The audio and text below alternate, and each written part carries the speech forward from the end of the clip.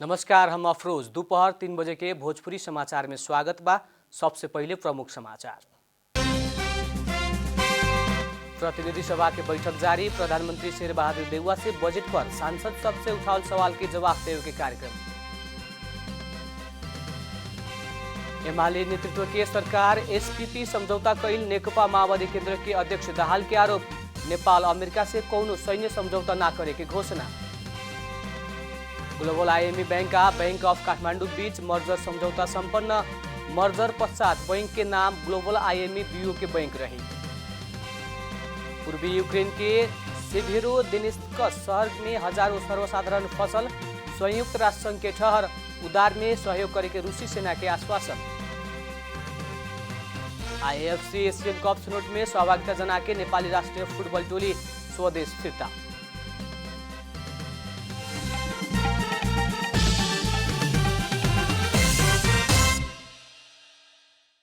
तपाईं आफ्नो विद्यालय, कलेज, सामुदायिक केन्द्र वा गाउँमा पुस्तकालय बनाउन चाहनुहुन्छ भने हामीलाई सम्झनुहोस्।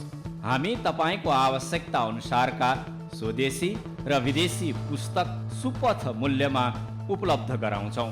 असल पुस्तकले जीवन परिवर्तन गर्दछ। जनता प्रसारण तथा प्रकाशन लिमिटेड।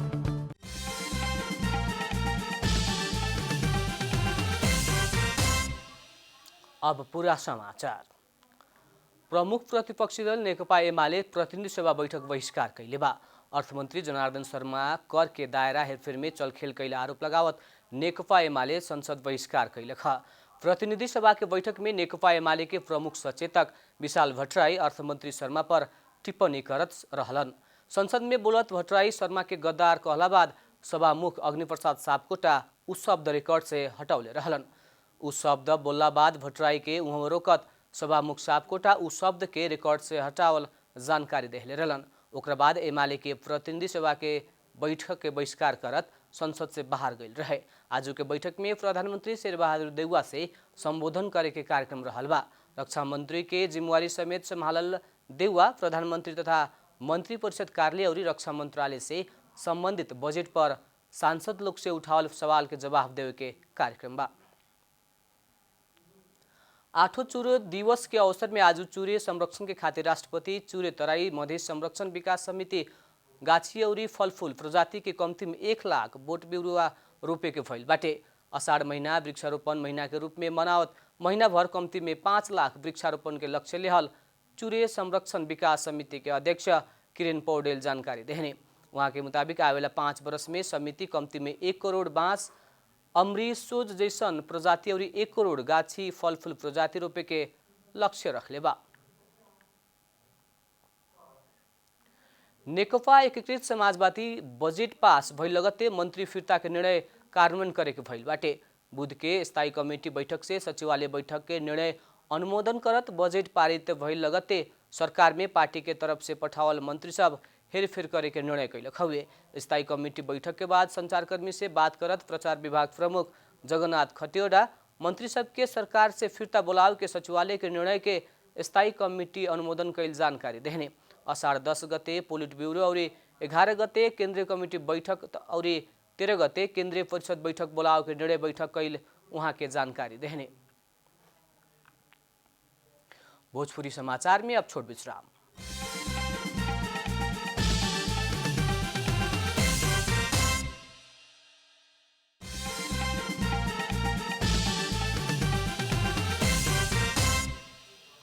भोजपुरी समाचार में अब थप समाचार। सत्ता साझेदार दल नेकपा माओवादी केंद्र के अध्यक्ष पुष्पकमल दाहाल एमाले के अध्यक्ष केपी शर्मा ओली नेतृत्व के सरकार से एसपीपी समझौता कैल आरोप लगौले बानी। आज पार्टी केंद्रीय कार्यालय पेरिस डाँडा में आयोजित 21वां रीत बहादुर खड़का कमरेड प्रताप के स्मृति सभा तथा दोलखा जिला के स्थानीय तह में निर्वाचित जनप्रतिनिधि सबके शुभकामना देहत अध्यक्ष दाहाल ऐसन बताउने हुए। वहाँ के एसपीपी समझौता कार्यान्वयन करे के काम सन 2019 साल में केपीओले नेतृत्व के सरकार समझौता कर चुकल और तथ्य इतिहास में रहल कहत ओकरा के हरेक नेपाली से बुझे के आवश्यक रहल बतौले बानी। अध्यक्ष दाहाल अभिन्न राष्ट्रवाद के झूठा और पाखंडी प्रचार करे के कार्य हो रहल बतौले बानी। वहाँ के एसपीपी समझौता करे के बाद झूठा भइल दाबी करत नेपाल अमेरिका संगे एसपीपी जैसन कौनो सैन्य समझौता ना करे के घोषणा कैनी। अध्यक्ष दाहाल प्रधानमंत्री शेरबहादुर देउवा सैन्य समझौता ना करेम कह के वचन देहल बतावत कुछ नागरिक भ्रम में ना परे खातिर उहाँ के आग्रह कैनी। एसपीपी भन्ने हुँदैछ रे, ल सैनिक सम्झौता हुँदैछ रे भनेर भइ नै सक्यो रे भने जस्तो गरी प्रचार गरिएको छ, बिल्कुल झुटो। म गठबन्धनको एउटा नेताको हैसियतले र प्रधानमन्त्रीसँग र गठबन्धनमा हाम्रो भएको छलफलमा त्यस्तो कुनै सम्झौता भएको छैन, सम्झौता त्यस्तो कुनै सैन्य सम्झौता हुने छैन, यो घोषणा म यहाँबाट गर्न चाहन्छु।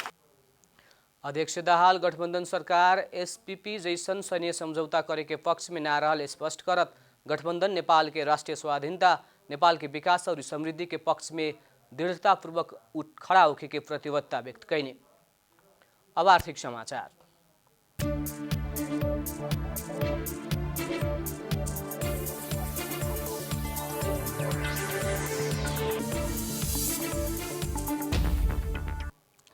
ग्लोबल आईएमएफ बैंक और बैंक ऑफ काठमाडौँ बीच मर्जर समझौता भइल बाटे।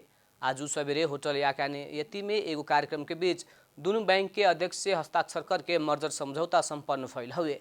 दोनों बैंक बीच समान स्वाप अनुपात में सहमति जुटल बाटे। समझौता संगे ग्लोबल आईएमएफ बैंक फेरू देश के ही बड़का वाणिज्य बैंक बने के पक्का भइल बा।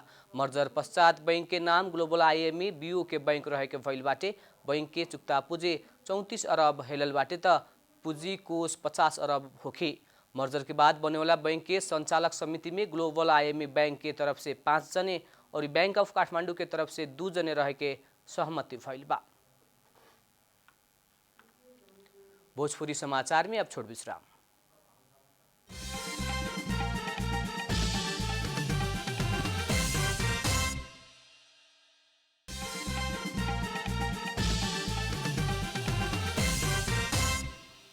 भोजपुरी समाचार में अब अंतर्राष्ट्रीय समाचार। पूर्वी यूक्रेन के सेभेरोदोनेत्स्क शहर में हजारों सर्वसाधारण फसल और उसब के उद्धार में कठिनाई देखल संयुक्त राष्ट्र संघ बतौले बाटे। युद्धग्रस्त क्षेत्र में फसल सब मध्य अधिकांश अजोत केमिकल कारखाना भीतर रहल बताओल गइल बा। युद्ध के क्रम में उस शहर के जोड़े वाला सभी पुल सब ध्वस्त कैला से करीब 12,000 सर्वसाधारण के बाहर निकालल मुश्किल भइल राष्ट्र संघ जनौले बा।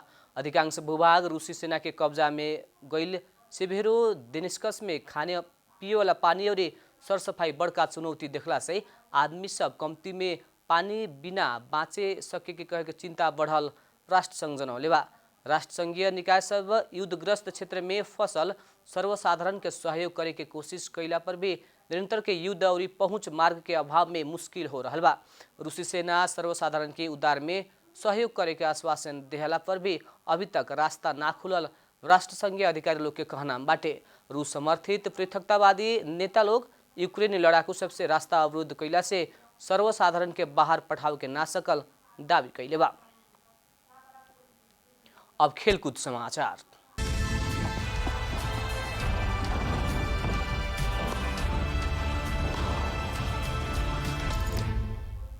एएफसी एशियन कप छनौट में सहभागी जना के नेपाली राष्ट्रिय फुटबल टोली स्वदेश लौटल बाटे।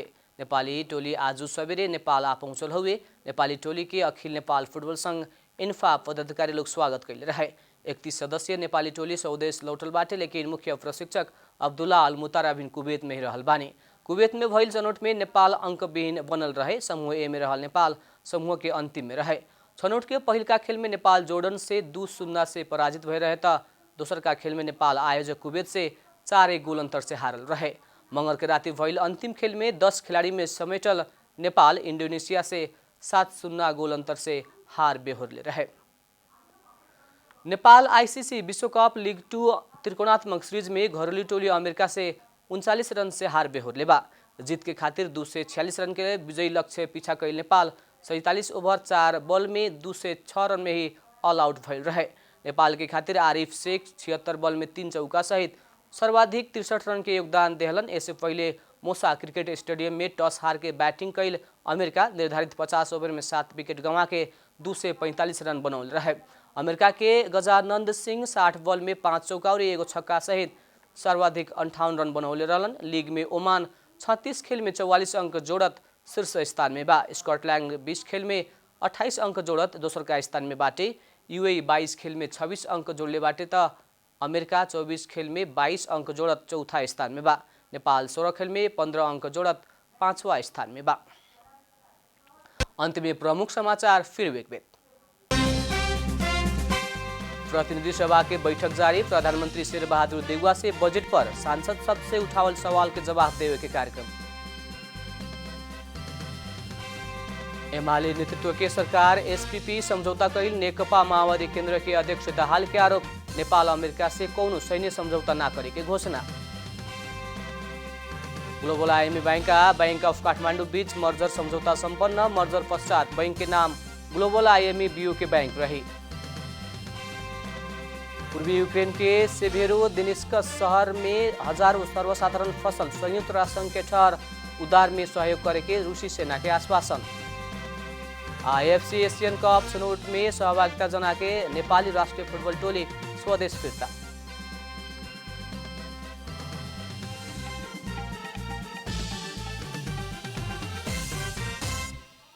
भोजपुरी समाचार अभी खातिर इतना ही। जनता द्वारा जनता खातिर प्रसारित जनता टेलीविजन देखत रहें। प्रणाम।